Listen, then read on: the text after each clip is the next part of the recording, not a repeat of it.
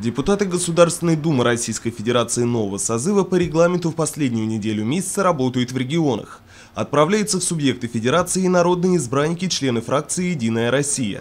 Перед ними поставлена задача проверить, как на местах реализуются партийные проекты, ознакомить население с теми законопроектами, которые находятся на стадии разработки, и услышать пожелания от народа. Депутат Государственной Думы Российской Федерации Зариф Байгускаров в начале своего выступления подробно остановился на тех проектах, которые планируется реализовать в ближайшем будущем. Я внес в Государственную Думу Российской Федерации свой законопроект, который сам лично разработал. Это касающийся именно защиты интересов прав детей. Это те случаи, когда, к сожалению, семья распадается, как правило, не участвует отец в воспитании ребенка. Это приходится делать самой матери, что очень сложно, тяжело.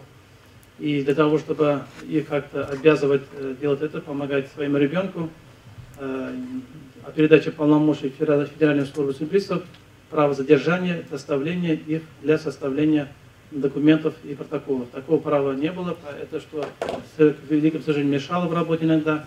Сделали запросы в органы полиции, полиция их находили, приводили, но учитывая их большой объем работы, они тоже не могли делать своевременно. Из-за чего страдал, конечно, ребенок. То есть он не получал необходимые средства для своего содержания и питания. В Башкортостане в текущем году началась реализация 4 крупных проектов партии «Единая Россия». Они все направлены на улучшение инфраструктуры населенных пунктов и их благоустройство. Это городская среда, местный дом культуры, театры малых городов и парки малых городов. По каждой из программ запланировано финансирование из федерального бюджета. Предусмотрено также софинансирование из местной казны. Ожидается, что помощь из бюджета страны придаст работе по благоустройству муниципалитетов новую динамику и поможет осуществить самые смелые планы на порядок быстрее, чем это было бы возможно самостоятельно. Отрадно, что под действие этих программ попал и наш город. В Сибае определены дворы и общественные места, которые будут благоустроены в рамках проекта «Городская среда».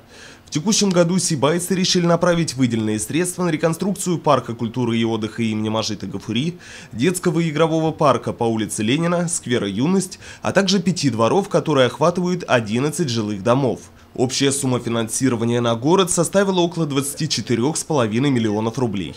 А также 2 театра Сибая получат значительную материальную поддержку в рамках реализации проекта «Театры малых городов». В ходе встречи с партийным активом Зариф Байгускаров лично вручил партийные билеты новым членам партии «Единая Россия» и также ответил на вопросы, поступившие из зала.